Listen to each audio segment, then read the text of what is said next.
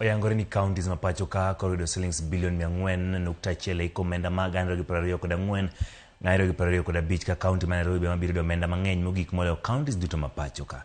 Mane karo gi budget mosom kawuono e od bura mamalo gi jatend migawo mar omenda Nyung'una Ndung'u mabende oyango ni Kaontis ma Kisumu kod Migori biro omenda mamalo mogik e Kaontis ma Kaluo. Lidio Keone ngilero. E budget mar hik omenda 2024-2025, budget manengone romo siling 3.9, Kaontis duto 47 mapacho ka oyudo omenda maromo siling bilion 400.1, omenda ma ibiro pogne Kaontis go kaluwore gi chal kod dwaro maggi. The county governments will receive a proposed allocation of 400.1 billion as equitable share in the financial year 2024-2025. It's for the first time that they have arrived to this figure of 400 and surpassed it in the last 12 years of devolution.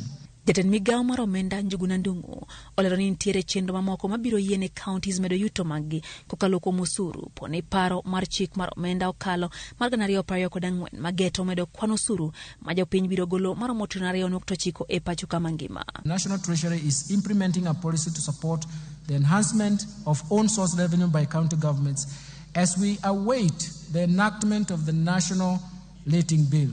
This bill will enable the county governments to correct more property rates, including contribution in lieu of rates. Kaunti ma Nairobi mabiro yudo pok malach mogik mar omenda no ka ipimo gi counties mamoko. Omenda maromo siling bilion 20.8 ka ilwe gi kaunti ma Nakuru mabiro yudo siling bilion 14.1. Kaunti ma Turkana biro yudo bilion 13.6 kaka Kakamega biro yudo bilion 13.4. E counties ma Kaluo, kaunti ma Kisumu biro yudo omenda mamalo mogik maromo siling bilion 8.68 ka ilwe gi kaunti ma Migori mabiro yudo siling bilion 8.66. Homa Bay County biro yudo siling bilion 8.43 ka kaunti ma Siaya biro yudo siling bilion 7.5.